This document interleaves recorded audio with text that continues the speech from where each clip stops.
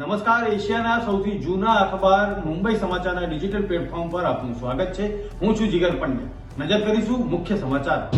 જમ્મુ કાશ્મીરમાં ડોડાના અસર વિસ્તારમાં સુરક્ષા દળો અને આતંકીઓ વચ્ચે અથડામણમાં ભારતીય સેનાના એક જવાન શહીદ થયા છે, જ્યારે બીજી તરફ સેના દ્વારા 4 આતંકવાદીઓને ઠાર કરાયા છે. ભારે ગોળીબાર વચ્ચે આતંકવાદીઓની તલાશ કરવામાં આવી રહી છે. આ અથડામણમાં એક આતંકી ઘાયલ થયો હોવાની માહિતી મળી રહી છે.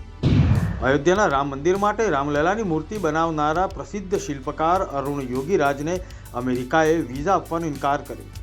આ માટે અમેરિકાએ કોઈ ઠોસ કારણ નથી જણાવ્યું. યોગીરાજને 12મી વર્લ્ડ કન્નડ કોન્ફરન્સમાં સામેલ થવા માટે અમેરિકા જવાનું હતું. આ કોન્ફરન્સ 30 ઓગસ્ટથી 1 સપ્ટેમ્બર વચ્ચે યોજાશે.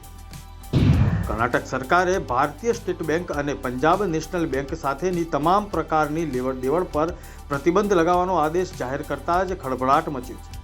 આ આદેશ હેઠળ વિભાગોને બંને બેંકોમાં એકાઉન્ટ બંધ કરવાની અને જમા કરેલી રકમ ઉપાડવા માટેની પણ સૂચનાઓ આપી દેવામાં આવી છે. જાપાનના વડાપ્રધાને તેમના રાજીનામાની જાહેરાત કરી છે. ફ્યુમિયો કિશિદાએ કહ્યું છે કે તેઓ સપ્ટેમ્બરમાં પદ છોડશે. તેમનો 3 વર્ષનો કાર્યકાળ પૂરો થશે. તેમણે સપ્ટેમ્બરમાં યોજાનારી પાર્ટી અધ્યક્ષની ચૂંટણી લડવાની પણ ના પાડી. અમદાવાદમાં 78માં સ્વાતંત્ર્ય દિવસની ઉજવણી પૂરજોશમાં કરવામાં આવી રહી છે.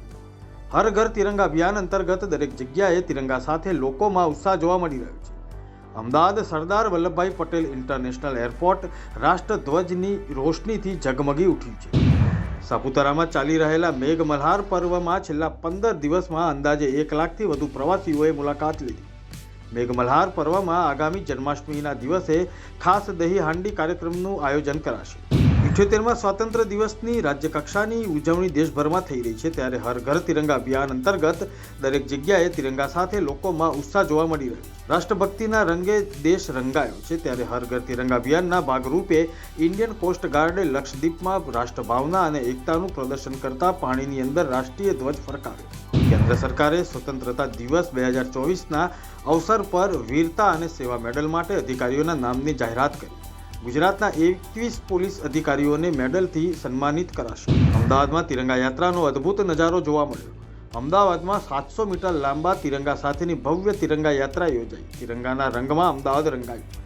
વિરાટનગરથી નિકોલ સુધીની વિશાળ તિરંગા યાત્રામાં જનમેદનીનું અભિવાદન કેન્દ્રીય ગૃહમંત્રી અમિત શાહે કર્યું. દાહોદ જિલ્લાના દેવગઢ બારિયા તાલુકામાં પંચાયત અને કૃષિ મંત્રી બચુભાઈ ખાબડની આગેવાની હેઠળ તિરંગા યાત્રા યોજાઈ. વિવિધ શાળાના વિદ્યાર્થીઓ, અધિકારીઓ તેમજ નગરજનોએ ઉત્સાહભેર તિરંગા યાત્રામાં ભાગ લીધો. તિરંગા યાત્રા દેવગઢ બારિયાના ઐતિહાસિક ટાવર પાસે નાનકડા ભૂલકાઓ દ્વારા નૃત્ય કરીને પૂર્ણ કરવામાં આવી.